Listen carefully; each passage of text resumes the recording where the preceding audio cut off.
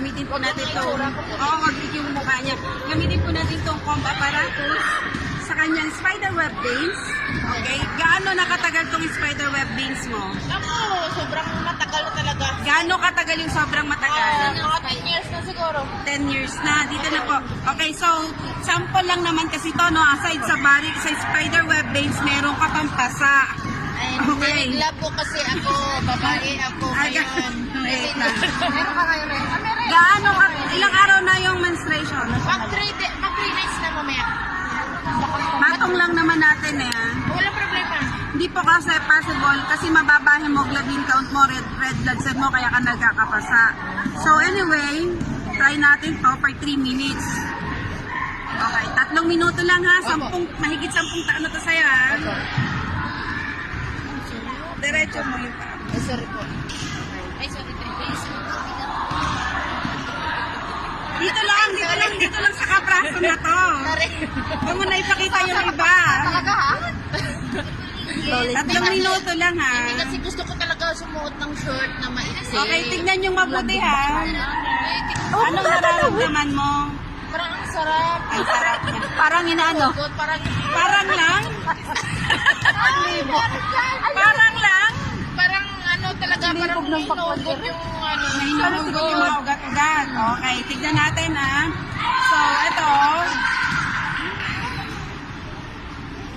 Nakita mo? Oo, parang gano'n ano. Hindi na Okay. masyado na malaki. Hindi na maiksi.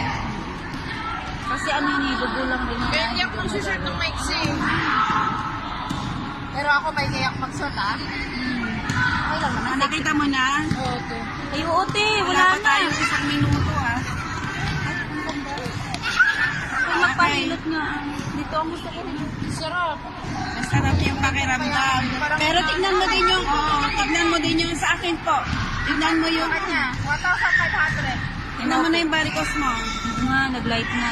Parang nag-ano na siya. Di ba, Maite? Meron naman ako picture ng before natin ni therapy. Nakita mo dyan, marami siyang kalat-kalat. Masakit Tayo, masakit.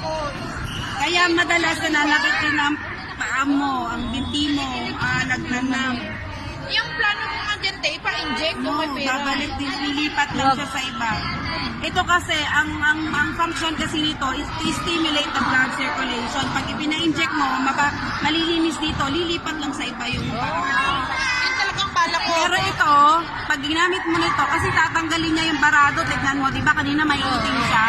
At tinatanggal niya yung baradong ugat. So ngayon, bumabalik sa puso yung dugo, magsisirculate siya ulit. Pag pina-inject mo siya, malilinis to, but some other part of your veins, still barado pa rin siya.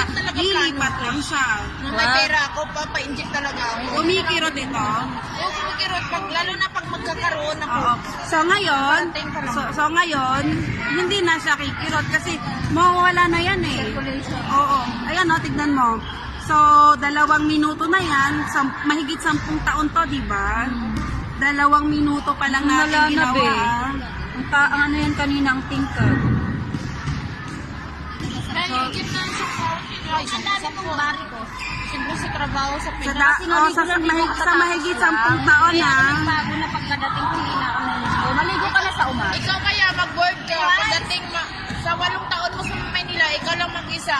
Nag-board ka. Pagdating Lalaban ng uniform. Independent niya ako. That's Ganun good. dati nag-high heels ako. Dito meron din ako eh. Ayan, nakita mo ha.